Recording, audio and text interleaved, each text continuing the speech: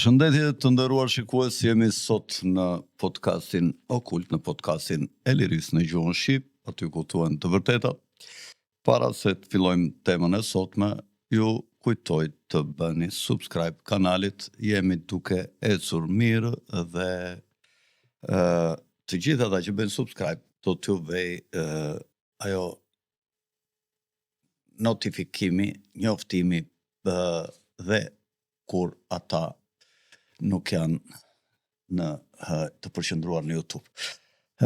Falenderojmë të gjithë sponsorat e emisionit tonë, të cilët dalin këtu në Crown Team, të cilët ofrojnë mallra dhe shërbime në fushën e tyre dhe mjafton të futet emri në Google dhe menjëherë krijohen ato mundësitë dhe kontakti me ta. Ne kemi një numër telefoni ku të gjithë ata që duan për marketing të komunikojnë me ne mund na shkruajnë në WhatsApp në ky numër. Ne na ndjekin në shumë vende të botës kudo që ka shqiptar dhe çdo shqiptar që ka një biznes aty të lidhur me shqiptarët në vendin ku ata janë mund të komunikojnë me ne për të bërë një promocion për biznesin e tyre. Sigurisht sot duhet flisim një çik për rifillimin ose ristartimin ose fillimin, si doni mund ta quani, nëse do jetë një luftë e gjatë midis Izraelit dhe Iranit, dhe do të kisha sot një bisedë me zotin Olsi Yazerxhi, i cili është një ekspert për këtë fushë, ku ne do të bënim një bashkëbisedim, po për arsye të caktuara nuk mundëm ta realizonim sot, dhe besoj që nesër do jemi një bisedë me zotin Yazerxhi, me profesorin Olsi Yazerxhi. Sot do të flas për një temë që unë kam shumë për zemër dhe kam elaboruar ndoshta i pari këtu në mediat shqiptare për kabalën ose komitetin e 300-ve, kush janë familjet dhe antarët kryesor të këtyre familjeve. Ka njerëz që thonë ç'na duan ne këto, ç'na duhet ne Kanada, ç'na duhet ne Anglia, ç'na duhet ne kjo.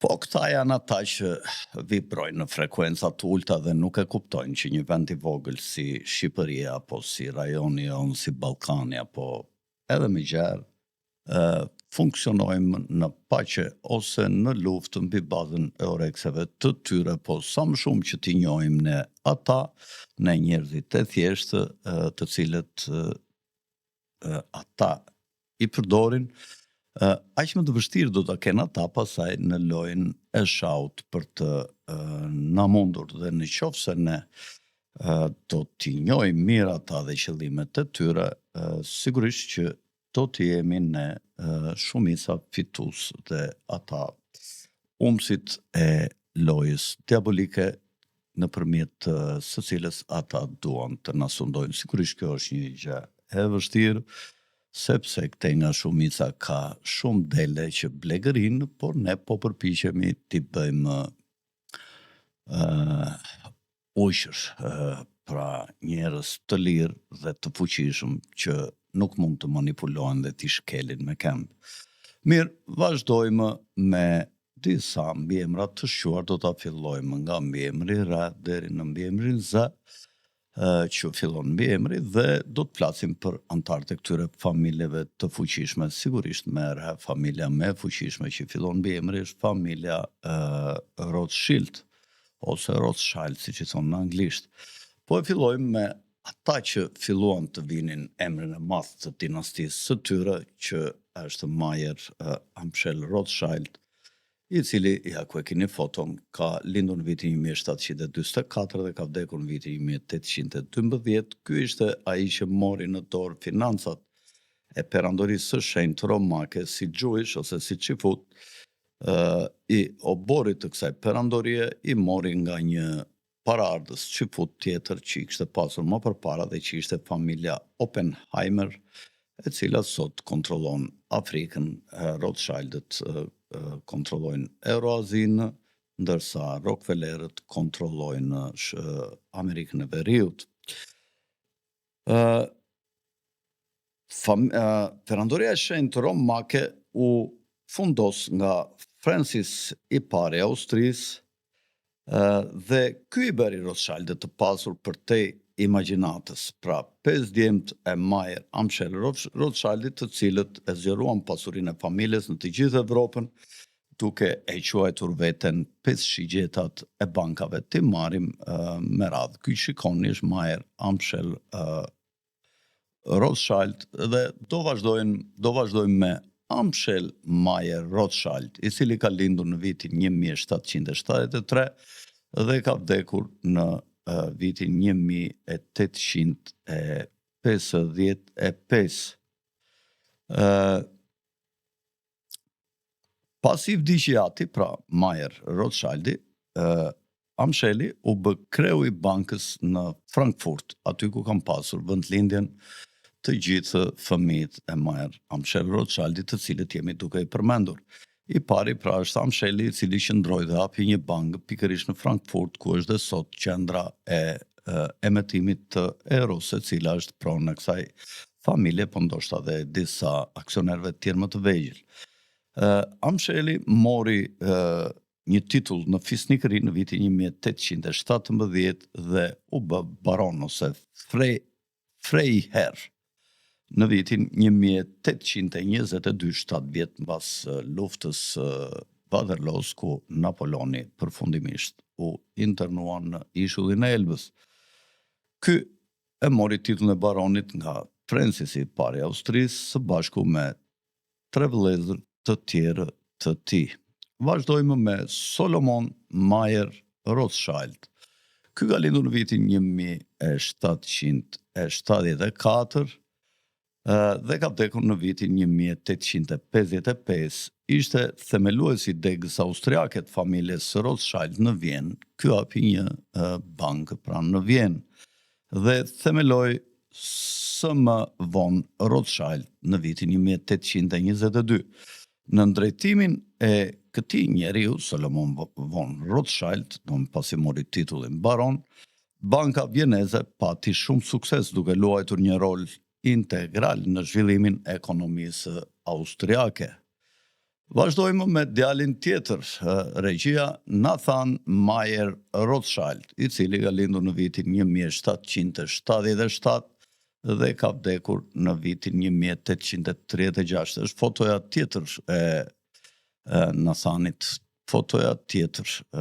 Ky është Nathan Mayer Rothschild. Ishte themeluesi i degës bankare të Anglisë, u bë mason i liri lozhës emulacionit numër 12, ose lozha e madhe kryesore në varësi të kësaj pra të Anglisë, më 24 tetor 1802 në Londër. Në vitin 1809 ai filloi të merrej me lingotë ari dhe themeloi në Shqip, po i themun NM Rothschild and Sons.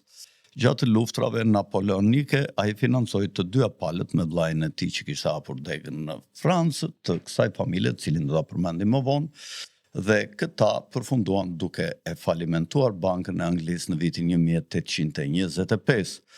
Nathani ka qenë në gjendje të furnizonte bankës qendrore monedha të mjaftueshme për të shmangur një krizë likuiditeti dhe i dha kështu atij një pushtet absolut mbi politikat e Anglisë. Vazhdojmë me një djalë tjetër të familjes Rothschild, që ishte Karl Mayer Rothschild, i cili ka lindur pra Karl Mayer Rothschild. Ka lindur në vitin 1788 dhe ka vdekur në vitin 1855. Ishte themeluesi i degës italiane të familjes Rothschild në Napoli. Ai fitoi një ndikim të rëndësishëm tek Burbonët në Napoli.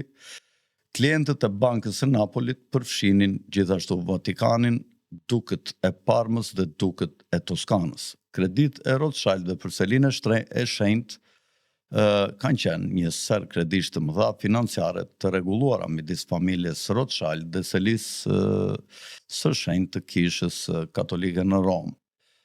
Uaja e parë që ata i dhanë ndodhi në vitin 1832, pra uaja që i dhanë kishës, dhe ndodhi rreth 17 vjet mbas luftrave napoleonike, gjatë pontifikatit në mos gaboj të Papa Gregorit të 16, duhet të ketë qenë, dhe kjo kredi e dakordsuar ishte për një shumë prej 400.000 pound britanik, ekuivalente sot me 4 miliard pound në vitin 2021. Kredia e dytë e familjes Rothschild ndaj Vatikanit ndodhi gjatë papnisë së Papa Piut të IX në fillim të viteve 1850. Me të njëjtët antar të familjes Rothschild, pra me vëllezërit e tij James Mayer de Rothschild dhe Karl Mayer Rothschildi, për cilin jemi duke folur në Napoli. Kredia e dytë u dha pas rënies së Republikës Revolucionare e Shkurtër Romake, të drejtuar nga kreu i Iluminatit evropian Giuseppe Mazinit dhe restaurimit të shteteve papale. Ka qenë një poet francez romantik, Alfred de Vigny, i cili tha se tashmë një çifut mbretëron mbi papën dhe krishtërimin. Ai paguan monarkët dhe i blen kombet. Vazhdojmë me një antar tjetër të shquar të rëndësishëm dhe të fundit nga djemt, nga fëmijët e Mayer Amschel Rothschildit, të cilët hapën si parin e perandorisë bankare me rrenjë sot dhe me deg dhe me shtrirje të pafund në të gjithë botën. Fëmija i fundit dhe jo më pak i rëndësishmi, ja ku e kini, ishte James Mayer de Rothschild, i cili ka lindur në vitin 1792 dhe ka vdekur në vitin 1868. Ky ka qenë themeluesi i degës franceze të familjes Rothschild në Paris. Në vitin 1817 ai e zgjeroi perandorinë bankare të familjes në qytet, duke hapur de Rothschild Freres ose vëllezërit Rothschild. Deri në vitin 1823 shtëpia e Parisit e Rothschildëve u vendos si bankiere e rëndësishme për qeverinë franceze. Jamesi u martua me Betty Solomon von Rothschild ose Rothschild, vajzën e vëllait të tij Solomonit. Pra, këta martoheshin brenda rrethit të tyre të ngushtë familjar, siç e shikoni. Vazhdojmë me një gjenerat tjetër, siç je Mayer Alphonse de Rothschild, i cili, ja ku e kini, i cili ka lindur në vitin 1827 dhe ka vdekur në vitin 1905. Ishte bankier francez, por ishte një nga arsyet kryesore për fillimin e luftës së parë botërore, e cila ishte lidhur me naftën e Bakus, ku ky sundonte me pararendsen e kompanisë më të madhe sot evropiane të naftës Shell, e cila Dutch Company Shell. Baku është vendi nga vinte në fakt pjesa më e madhe naftës gjatë luftës së parë botërore, por edhe luftës së dytë botërore, dhe Mayer Alphonse de Rothschild zotëronte dhe operonte naftën në fund të shekullit 19 dhe fillim të shekullit 20, dhe të gjitha fushat përreth qytetit të Bakus me ndihmën e bolshevikëve. Ai i financoi bolshevikët, një lloj si Sorosi që financon këto lëvizjet në Shtetet e Bashkuara të njerëzve me ngjyrë. Ai financoi bolshevikët dhe i futi ata për të shkatëruar me dhunë kompanitë konkurruese të naftës gjatë revolucionit të parë të dështuar të vitit 1905 kundër carit, në mënyrë që të mund të kontrollonte industrinë e naftës gjatë luftave botërore që ata kishin parashikuar të zhvillonin. Ne kemi diskutuar këtë dhe në një temë tjetër, kur kemi folur për kompanitë e këtij dhe për naftën në Baku dhe çfarë ndodhi me hyrjen e bolshevikëve në lojë duke rrëzuar dinastinë Romanov. Do të flasim një çik për një antar tjetër të rëndësishëm që është Nathanael Mayer Rothschild, i cili ka lindur në vitin 1840, ja ku e keni në foto, dhe ka vdekur në vitin 1915. Ishte djali i madh i baronit austriak Lionel de Rothschild, të cilin e kemi përmendur më përpara. ishte kreu i bankës NM Rothschild & Sons dhe u dha kredi si qeverive të SBA-s, ashtu dhe atyre të Rusisë dhe të Austrisë. Pasi financoi kanalin e Suezit, financimi i cili u bë nga gjithë familja Rothschild, ky krijoi një marrëdhënie të ngushtë me gjujshin e parë kryeministër në Britani, Benjamin Disraelin, dhe me ta kontrolluan politikat e tyre në Egjipt të familjes Rothschild, të cilët e kishin financuar Benjamin Disraelin. Rothschild ose Nathanaeli gjithashtu financoi grupin Cecil Rhodes në zhvillimin e kompanisë britanike të Afrikës së Jugut dhe të kompanisë së diamanteve De Beers, i cili në fakt është një konglomerat kompanish.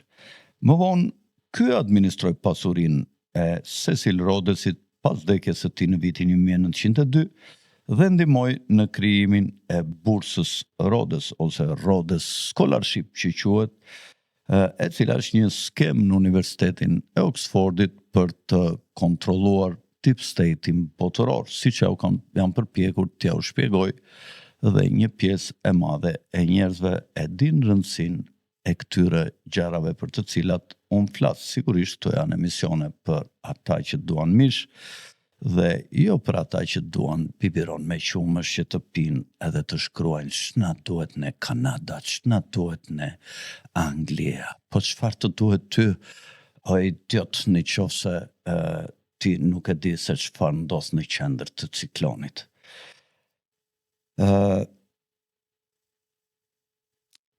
Nathanael Mayer Rothschildi më vonë, siç e thash, administroi pas vdekjes së Cecil Rhodesit, administroi bursat e universitetit në Oxford, Rhodes Scholarship. Ky ka qenë antar i tryezës së rumbullakët, ose si quhet në anglisht Round Table, e cila u krijua në vitin 1909 në drejtimin e Alfred Milnerit. Në vitin 1914, kur ky u pyet se çfarë duhet të bëjmë për të mbledhur më shumë para për t'i patur ato në rastin e luftës që ta kishin projektuar, Rothschild ju përgjigj: takojini të pasurit dhe taksojini rend dhe në mënyrë të pamëshirshme ata. Por këta të pasur sigurisht që nuk ishin Rothschildët, sepse këta ishin jashtë çdo skeme. Dhe këta ishin ata që mbanin pushtetin dhe organizonin lojën për të tjerët. Vazhdojmë me një tjetër antar gjeneratës së dytë të fuqishme të Rothschildëve, që është Edmond James de Rothschild, i cili ka lindur në vitin 1845 dhe ka vdekur në vitin 1954. Ky ka qenë një nga mbështetësit kryesor të sionizmit, televizjes sioniste, dhe financoi atë koloninë e parë që u vendos në Palestinë, që quheshe kolonia Rishon Lezion. Në qëllimin e tij për krijimin e një atdheu çifut, ai promovoi industrializimin dhe zhvillimin ekonomik të këtyre territoreve të banuara nga gjuishët. Në vitin 1924, ai themeloi shoqatën e kolonizimit ebraik të Palestinës, e cila ka pasur akronimin në shqip PITSA, ashtu siç janë picat që na, PITSA. Dhe kjo bleu më shumë se 125.000 hektar tokë dhe ngriti aty sipërmarrje të fuqishme biznesi. Këtu mendohet ose është vlerësuar se Edmond James de Rothschild ka shpenzuar rreth $50 milion në mbështetje të krijimit vendbanimeve dhe në drejtim të kërkimit në fushat e energjisë elektrike, duke financuar inxhinierët gjuish për zhvillimin e stacioneve të energjisë elektrike. Do të flasim tani pak për një antar tjetër të gjeneratës së dytë, që është Simon Rothschild. Ju lutem ndrojeni foton. Ky ka lindur në vitin 1861, ja ku është me një sy pak të dëmtuar në krahun e djathtë, se çfarë më kujton kjo në Bibël. Ka lindur në vitin 1861 dhe ka lindur në vitin 1936. E kisha fjalën për Mesian e Rem, që në Bibël thuhet që në krahun e djathtë do të ketë syrin pak të dëmtuar dhe në formën e një bile të rushit. Dhe sa herë shikoj foton e Simon de Rothschildit, ja ku e kini, më kujtohet sikur ky është profeti Mesia i Rem. Ky ka qenë tregtar dhe filantrop amerikan në fakt dhe ka shërbyer si kryetar i bordit të Abraham and Strauss dhe presidenti i saj. Në vitin 1893, në fillim të prillit, Simon Rothschildi, në partneritet me Nathan Straussin dhe Isidor Straussin, që ky i fundit kishte marrë tezen e Simon Rothschildit, që ishte Ida Blum Strauss, kish marrë mbi emrin e burrit vet. Pra, këta të tre blen interesat e Joseph Wechsler në Wechsler and Abraham, kompaninë Wechsler and Abraham, e bashkëthemeluar nga vjeri i Rothschildit, Abraham Abrahami, dhe ky ndryshoi emrin e biznesit në Abraham and Strauss, që sot quhet Mekis. Mathy apostrof sa Mekis.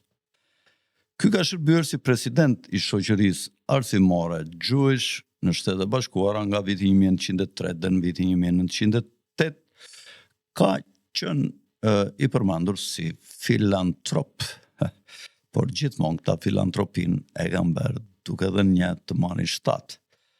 Dhe ka qenë drejtor i azilit të jetimëve Çifut të New Yorkut, ka qenë nënkryetar i Federatës së Bamirësive Çifutet të Brooklynit dhe i Këshillit të Skautëve të Djemve të Amerikës në Brooklyn, New York, dhe ka shërbyer si drejtor i Byros së Bamirësive të Brooklynit në shoqatën për parandalimin e mizorive ndaj fëmijëve dhe drejtor i Spitalit Jewish. Do flasim për një emër tjetër tash të kësaj familje, James Armand de Rothschild, ose de Rothschild, i cili ka lindur në vitin 1878 dhe ka vdekur në vitin 1957. Ky ka qenë djali i të famshmit Edmond James de Rothschild, që krijoi, djali i Mayerit, që krijoi degën bankare të Francës.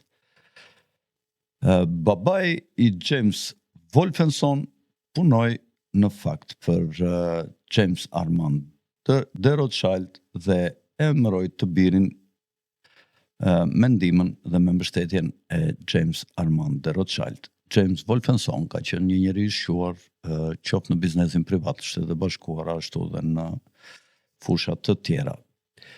Gjatë luftës dytë botërore, James de Rothschild ka qenë sekretar parlamentar në Ministrinë e Furnizimit në qeverinë e koalicionit 1940-45, ka qenë zëvendës toger për qarkun e Londrës dhe një gjyqtar paqe në Buckinghamshire, dhe ka vazhduar të mbështeste sionizmin e babait të tij.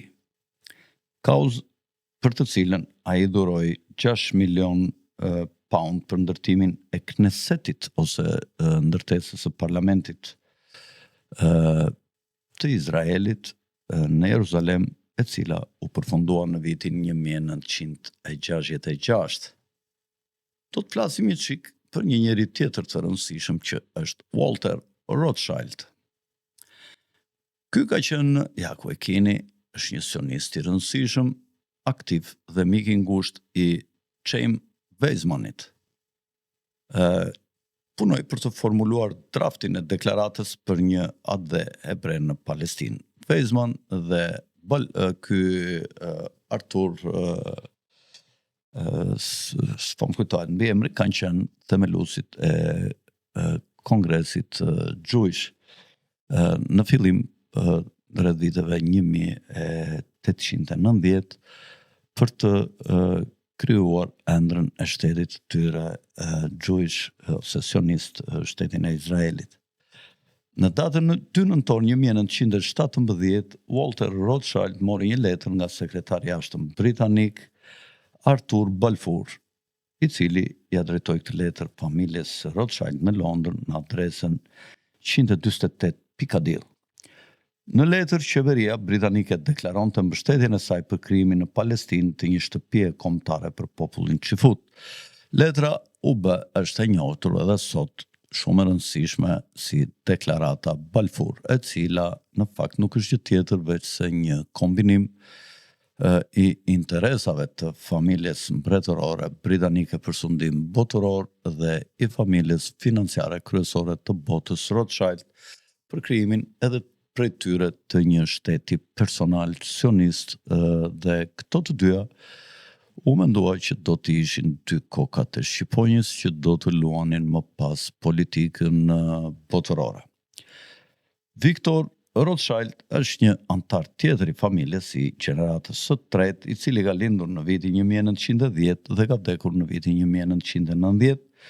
Ka qenë në fakt bankier britanik, shkencëtar, oficer i inteligjencës gjatë luftës së dytë botërore, ja ku e kini, një nga 5 agentët gjoja të Rusisë së bashku me ata që quheshin rrjeti spionëve të Cambridge-it, ku bënte pjesë dhe Kim Philby, nëpërmjet të cilit MI6 ose shërbimi i jashtëm britanik dorëzoi gjithë nacionalistët shqiptar tek komunistët gjoja nëpërmjet atyre grupeve të diversantëve, duke i organizuar gjoja për të rrëzuar sistemin të cilin ata e kishin vendosur në takimet e ndryshme që kishte pasur Stalini me Churchillin dhe me Rooseveltin, dhe nacionalistët shqiptar naiv kujtonin se i kishin aleata anglo-amerikanët dhe ju theshin që na stërvitni dhe na dërgoni aty sepse pushteti komunist është i prishtë dhe ne do t'i rrëzojmë.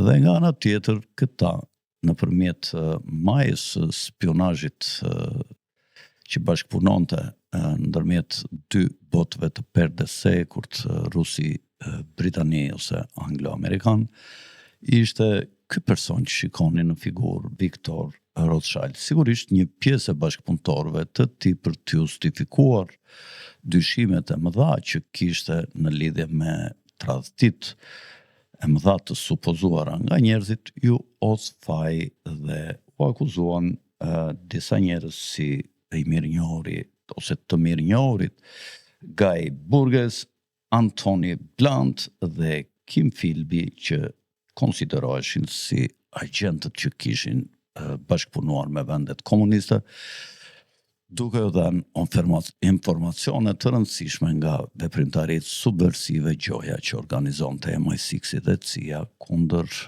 Shqipërisë kryesisht.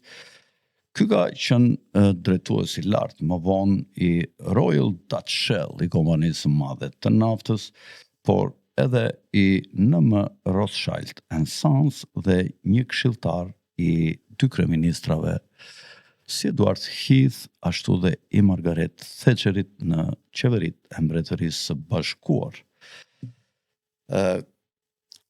Thuhet se Viktor Rothschild u rekrutua për të punuar për MI6-in gjatë luftës së dytë botërore në role që përfshinin çmontimin e bombave, dezinformimin dhe spionazhin.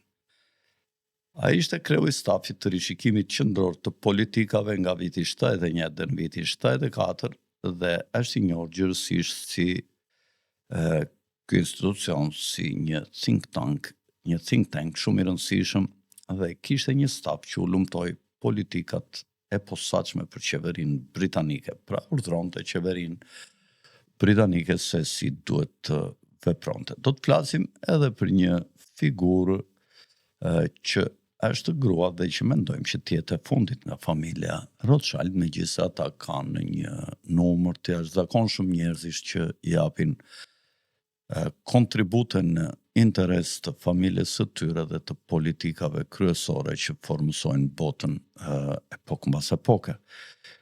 Do të flasim për një femër që quhet Lynn Forrester de Rothschild, e cila ka lindur në vitin 1954 dhe është gjallë aktualisht ja ku e keni në foto. Kjo është shumë e rëndësishme për këto politikat e gjelbra, Është antare e CFR-s në Shtetet e Bashkuara, pra institucionit kryesor të shtetit të thellë që kërkon të marrë pushtetin demokratik amerikanëve në favor të interesave dhe politikave të City of London, ose i dyshes Rothschild dhe familjes mbretërore britanike, është gjithashtu antare e Chatham House-it, ku është qendra që organizon të gjithë deep state-in botëror në Mbretërinë e Bashkuar ose në City of London.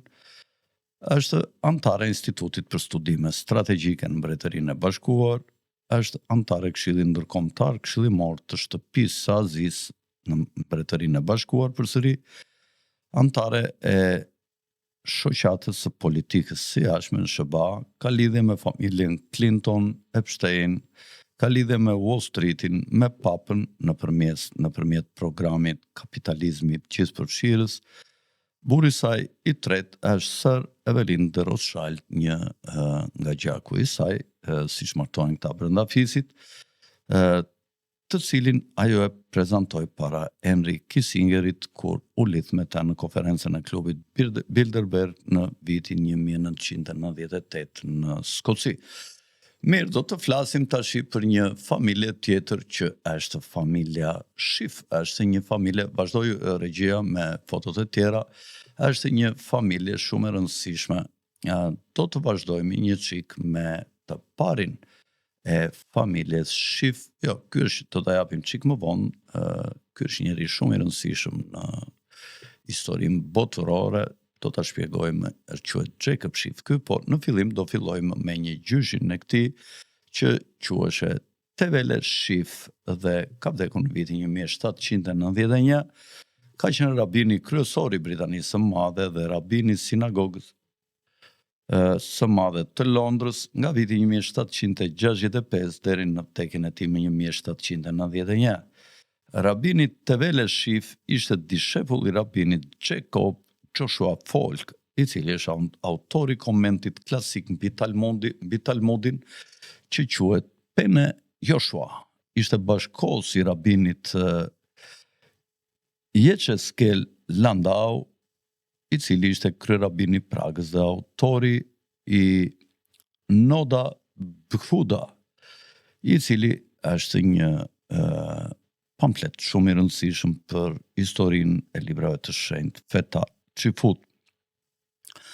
Dishepulli i tij më i famshëm ka qenë rabini i shenjtë Noson Adler i Frankfurtit mbi Main, që është i famshëm për mësimet e tij mbi kabalën.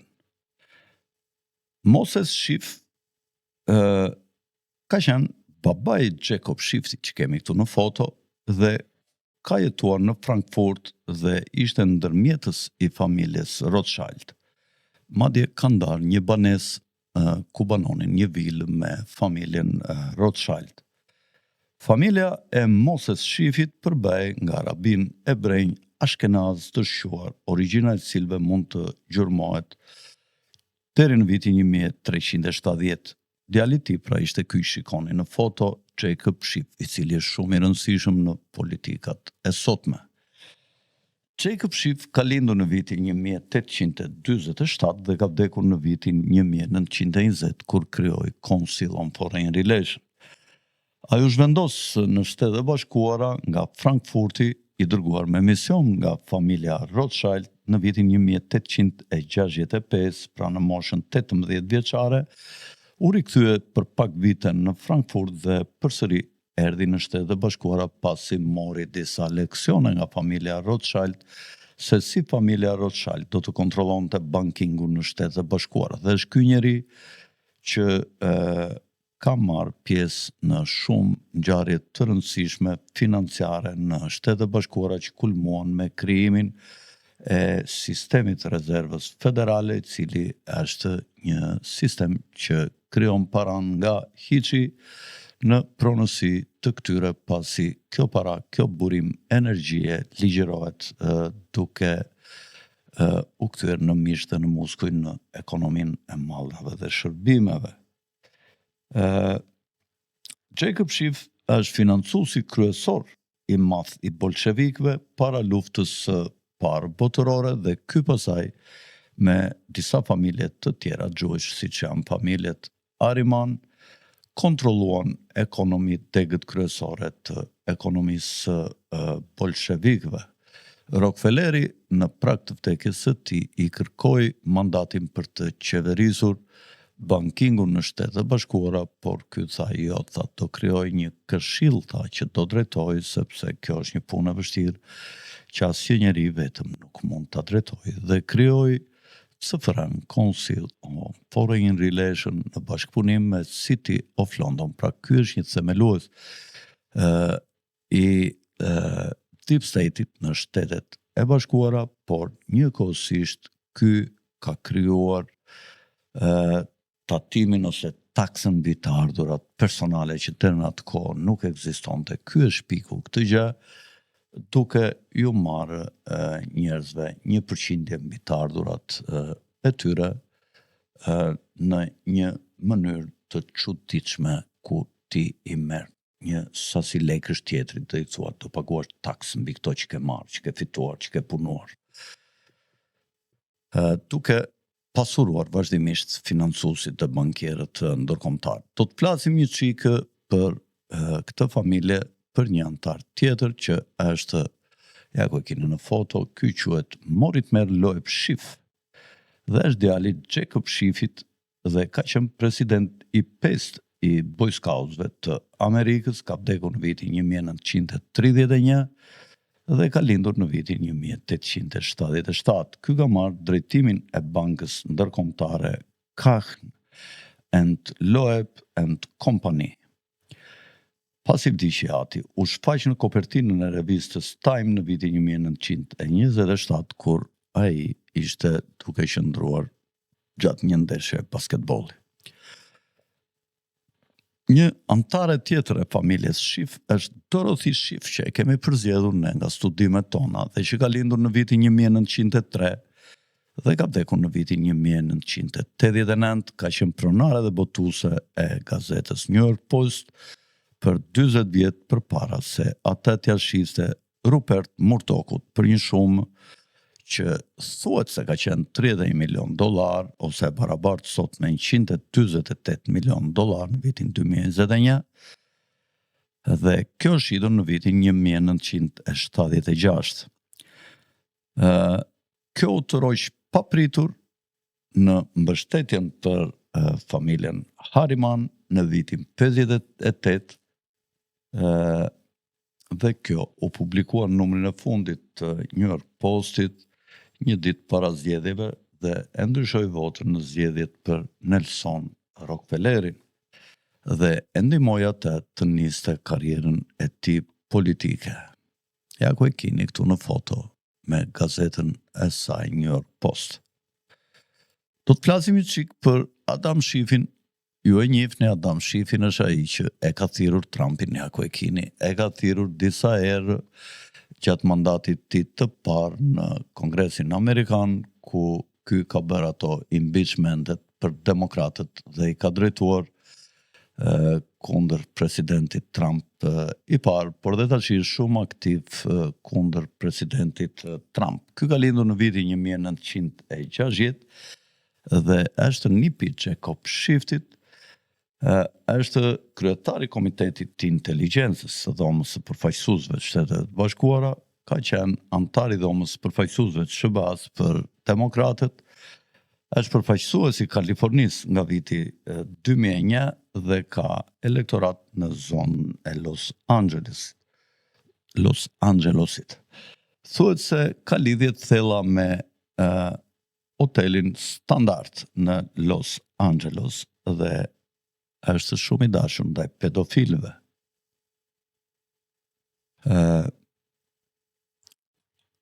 Më thënë, përmendet shumë njerë një helikopter që kishte numrin R-24 mos gaboj dhe që u ngrit nga një aeroport i quajtur John Wayne në Orange County në Kaliforni, udhëzua në zonën rezidenciale të Newport Beach, ku vranë 3 drejtues të lidhur me atë që ja u përmenda Standard Hotel. Të nesërmen, QAnoni i Trumpit bëri një postim që shoqëronte Adam Schiffin me këtë incident. Do të flasim tashi për familjen Seliman, ose Seligman. Josef Seliman ka lindur në vitin 1819 dhe ka lindur, ja ku e keni në foto, në vitin 1880. Ka qenë është Jewish, familje Jewish, ka qenë bankier dhe biznesmen amerikan që themeloi J&W Seliman and Company. Ishte patriarku i asaj që u bë e njohur si familja Seliman në Shtetet e Bashkuara dhe që u lidh me familjen e pasur Guggenheim përmes nënës së Peggy Guggenheim, e cila quhej Florette. Së bashku me Jacob Schiffin e shquar që u përmenda më lart, me Claflin, me Marcellus Hartley dhe Robert Lin, ndërkohë këta kanë qenë themeluesit e Bankës Continental të New Yorkut në gusht të vitit 1870.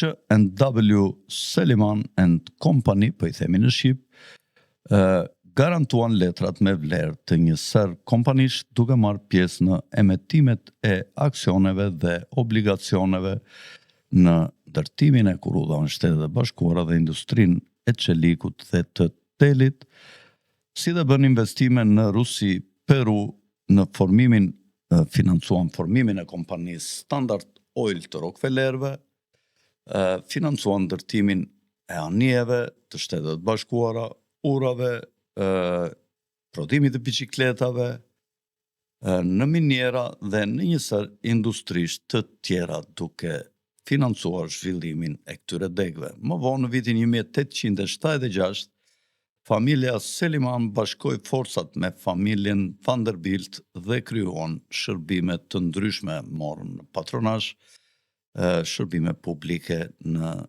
New York. Do të flasim një çik për një antar tjetër të kësaj familje që është Isaac Newton Seliman, i cili ka lindur në vitin 1855 dhe ka vdekur në vitin 1917. Ka qenë antar i komitetit të 70, si quhet,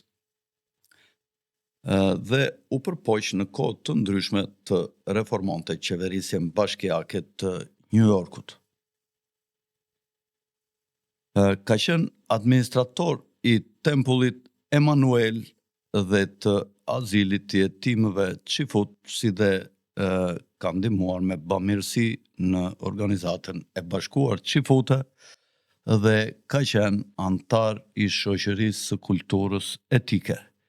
Ishte i martuar me Guta Loeb, e cila ka lindur në vitin 1865 dhe ka vdekur në vitin 1956, dhe ka qenë vajza e bankierit Solomon Loeb. Vazhdoj me një antar tjetër të kësaj familje që është Edwin Seliman. Foton tjetër regjia, ja ku e keni. Ky ka lindur në vitin 1861 dhe ka vdekur në vitin 1939 në prag të luftës së dytë botërore. Ka qenë ekonomist amerikan, puna akademike të cilit merrej me çështjet e taksimit dhe financave publike. Këta studionin si ta ripnin pulën sa më shumë deri në një moment që ajo fillonte të kakariste. Ky konsiderohet si një nga mbështetësit kryesor të taksës progresive mbi të ardhurat. Pra, sa më shumë të ardhurat kesh, aq më shumë duhet të taksohesh në përqindje. Parimet e tij për një taks federale progresive mbi të ardhurat u miratua nga Kongresi pas miratimit të amendamentit të 16, si quhet ndryshe në Kushtetutën amerikane. Edwin Seliman ishte një nga themeluesit e shoqatës ekonomike amerikane dhe ka shërbyer si president i kësaj organizate nga viti 1902 deri në vitin 1904. Ka qenë figurë kyçe në formimin e shoqatës amerikane të profesorëve të universitetit, duke shërbyer si president i këtij grupi nga viti 1919 deri në vitin 1920. Shikojeni mirë të fytyrë, sa i përqendruar është, si t'u thith parat të gjithë atyre që quhen milioner, si që janë sot këta që ne i dim më të pasurit, po në fakt këta ja umbledhin parat atyre, i financojnë, i pasurojnë dhe pasaj ja umbledhin parat si që janë njerëz si Elon Musk, apo ku duon këta që quhen miliarder, kurse në fakt miliarderët e vërtet janë këta, familjet e këtyre. Këta janë taksidarët që umbledhin parat atyre. Do të vazhdojmë një qik me familjen e shuar për ne, që është familja Soros. George Soros ka lindur në vitin 1930 dhe ai ka shkatruar bankën e Anglisë në vitin 1992, kur krijoi një fitim të shpejt prej 10 miliard dollarësh për para krizës së monedhës në Mbretërinë e Bashkuar gjatë asaj ja ku e keni. Gjetë pak si lizard, sepse më gjetë kështu si aligator. Në atë që quhet e mërkura e zezë, është themeluesi i fondacionit të dytë më të madh në botë, Open Society Foundation, shoqëria e hapur, fondacioni për shoqërinë e hapur, që dhe është një ndikues dhe financues i madh i partive demokratike i quajnë këta, po në fakt i partive marksiste ose dhe terroriste, do të thënë më mirë në mbar botën. Është themeluesi i Soros Fund Management, një nga fondet më të mëdha spekulativ në botë. Është gjithashtu i listuar në skandalin e Panama Papers, për të cilin tashmë e dim se kush është. Do të flasim një çik për djalin tjetër të George Sorosit, për Jonathanin, i cili ka lindur në vitin 1970 dhe është ende gjallë, ka themeluar një shoqat të miqve të demokracisë, duke nxitur reformën e financimit të fushatave në për zgjedhjet e ndryshme, sidomos në Perëndim. Është themeluesi dhe drejtori ekzekutiv i George Soros Capital Management, Jonathan Soros Capital Management, një firmë private investimesh. Në vitin 2016, ky i dhuroi $1 milion asaj shoqatës Planned Parenthood dhe mbështeti fushatën presidenciale të Hillary Clintonit, normalisht, gjatë vitit 2016 kundër presidentit aktual Trump, ku ajo i humbi zgjedhjet. Do të flasim një çik për Alexander Sorosin, mikun e madh. Ja ku është pasyze këtu, mikun e madh të politikanëve të Ballkanit, i cili i mblidhte me një fishkëllim këta në për të gjitha takimet, por sot është zhdukur. Polici i keq nuk është më, ka ardhur polici i mirë, Trump, i cili ju bën pyetjen të gjithë politikanëve: doni bashkëpunim me mua apo me Sorosin? Zgjidhni, e merrni. Ky sot ka dasmën në mos gaboj apo nesër, kur i bie data 14, dhe kryeministri ton ka shkuar në Shtetet e Bashkuara dhe nuk e dim nëse do të marrë pjesë në dasmën e tij, ashtu si ke dasma e Tiatit para 15 vjetësh, që mori gruan e fundit, apo do t'i bëj sfidë duke vajtur në ditën e dasmës dhe do të marrë pjesë në takimet e ndryshme që organizohen nga qeveria e presidentit Trump, duke i bërë një sfidë turpëruese mikut të tij, me të cilin vazhdimisht ndanin foto me vështrime të mëdha dashurie ndaj njëri tjetrit, si ky ashtu dhe ai kryetari i bashkisë, gjë e cila e xhelozovi kryeministrin Rama, dhe pak dhe me urdhër ndoshta të Asfalis greke, e cila gjithmonë kujdeset që maja e Teut ose udhëheqja e Partisë Socialiste të majtë në ishe foton në Shqipëri të jetë gjithmonë ortodokse. bashkimi këtyre dy i xhelozisë ndaj afrimit të parakohshëm të Erion Velis me mikun që kishte me cilin e kishte prezantuar kryeministri Rama, pra me Aleksandr Sorosin, e xhelozovi dhe kalamani që u nxitua Erion Veliaj hengri një goditje të fortë dhe Aleksandr Sorosi duket se tradhtoi pasi u vu në dilemën dhe në pyetjen ekuivoke me kë do t'jesh me mua apo me kalamanin tim. Dhe sigurisht që Sorosi i vogël Aleksandri eshti dhe e la Erion Veliajn në fatin e tij që ta rëmbente skalemi.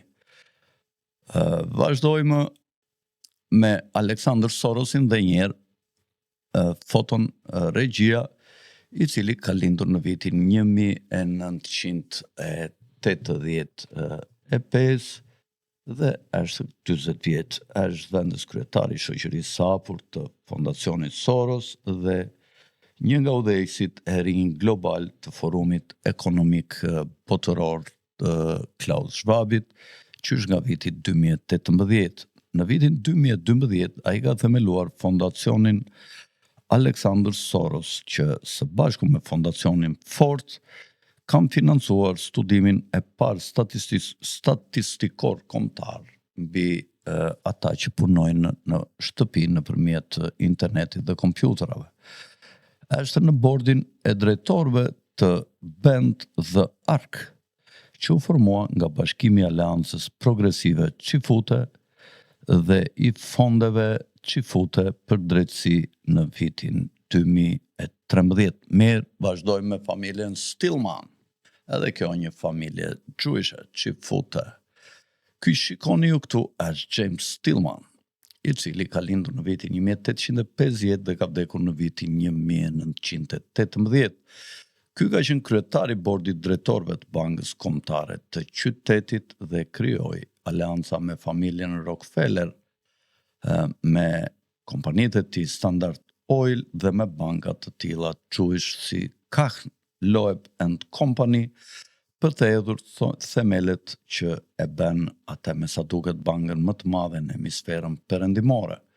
Ai u angazhua në një politikë zgjerimi që e bëri National City bankën më të madhe në Shtetet e Bashkuara dhe në vitin 1894 banka e parë që hapi degë tuaja dhe e bëri James Stillmanin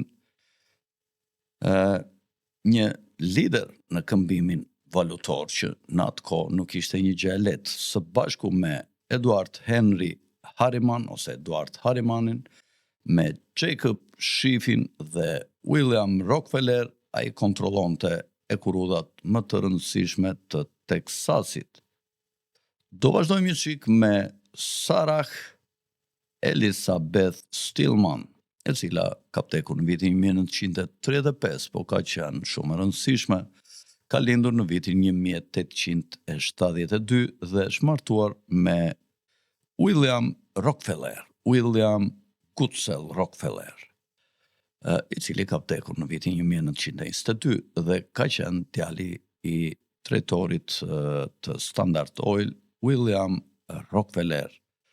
Së bashku këta burrë e grua ishin prindër të 4 djemve dhe një vajze e cila quhej Isabel Stillman dhe u martua me Percy Rockefeller në vitin 1901. Percy ishte djali i William Rockefeller dhe patën 3 vajza dhe 2 djem. Këto janë ato që ne kemi shkëputur nga të dhënat tona. Do të flasim një çik dhe për një antar tjetër të Stillman, Ernest Goodrich Stillman, i cili ka vdekur në vitin 1949, foton e cilit regjia po ja u paraqit.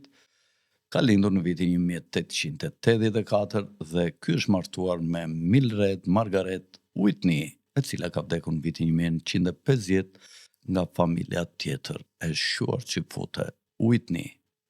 Do të flasim një çik për Anne Stillman, e cila është një grua e fortë dhe u martua me Henry Davison Jr.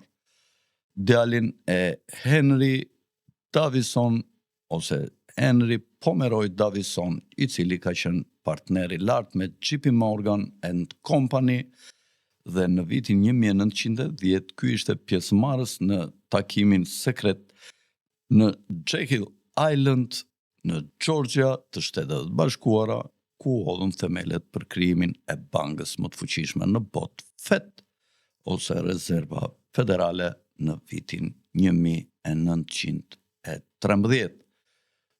Do të flasim një çik tashi për familjen Strauss. Nathan Strauss ka lindur në vitin 1848 dhe ka vdekur në vitin 1931. Me familjen Strauss do ta mbyllim edhe këtë